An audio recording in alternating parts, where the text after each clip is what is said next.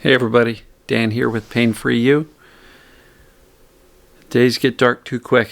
Missed going outside. It was actually warm, up around 60 today. I should have gotten out there. So, today's topic is going to be doubt, contrary evidence, and decision. And these three things are, they go together very nicely. So let's take a couple of nice breaths, relax your body, so that you can breathe nice and calm. Fill your lungs. Doesn't have to be extra exaggerated, but fill them up a little bit more than you normally would. Right? It's a good place to go when you're in a panic. Because when you're in a panic, the thinking's going off the rails, and the breath can help slow the thinking down. So, doubt, contrary evidence, and decision. I think these three things kind of go step by step.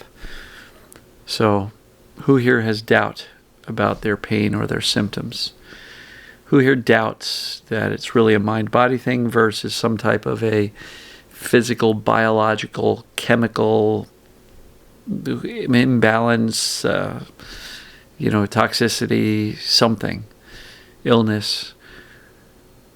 If you're still doubting that this is a mind-body process and that your brain is thereby creating the symptoms, it's really challenging to teach your brain to, you're okay, calm down the nervous system, calm down the brain, stop firing and making the decision to turn on these pains, right?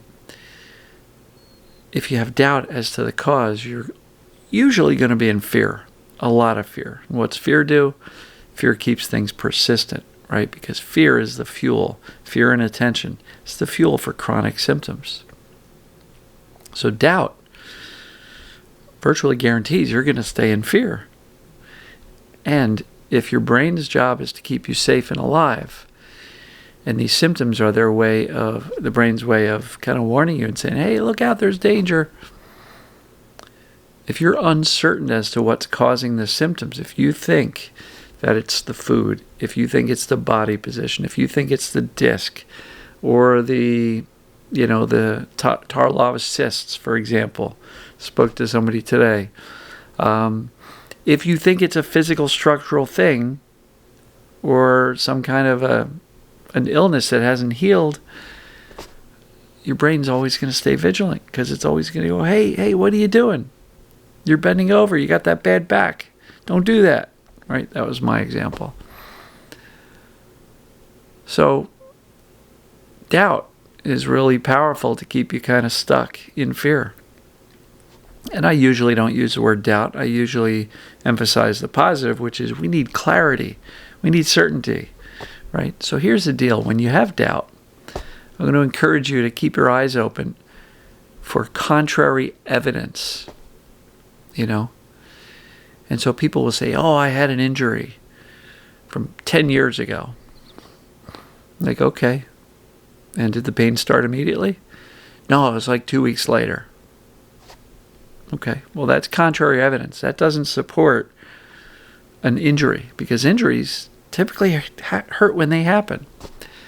So that's just one example, but there's all sorts of contrary evidence. If you can go on vacation and the pain's less than it is at home, that's contrary evidence to a physical cause, because physical cause is don't go on vacation. So if the pain moves, if it gets better or even worse, that's evidence that the brain's creating it. Can you correlate between, the pain and your stress levels? If you get really upset and your pain goes up, that's perceived danger at work. If you fall down the steps and you hurt, okay, that's physical, But even increased activity and increase in pain is not proof of injury. You didn't overdo it. You didn't break or tear or hurt something. Your brain was just trying to say, what are you doing? Stop that. Don't be doing that. And contrary evidence would be, as you were moving, it was screaming pain then? Well, that can still be TMS and this perceived danger. But in many cases, people will be like, okay, I'm all right now, but when I stop, the symptoms get worse. That's contrary evidence to the belief that it's structural or physical. So, if you have doubt, look for this contrary evidence so that you can make a decision that it's TMS, it's mind, body, it's perceived danger, pain. Because that decision is really, really, really important.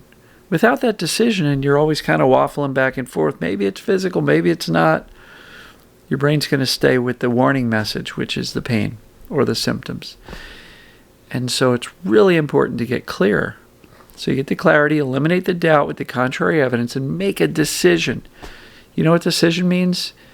It means to cut out all other options. What that's saying is, I've done the investigation. I've done the physical treatments. They failed to work over and over and over again. That's also another really good indication it's TMS. If the doctors can't fix you, it's most likely because they're not trying to fix up here, right? And again, I don't want you to believe that that means you got a brain problem. You don't. Your brain's working perfectly. So is your nervous system. It's just working based on bad data. Does that make sense? Bad data will cause the brain to make a decision to turn on pain when in fact there's no actual tissue damage that warrants pain.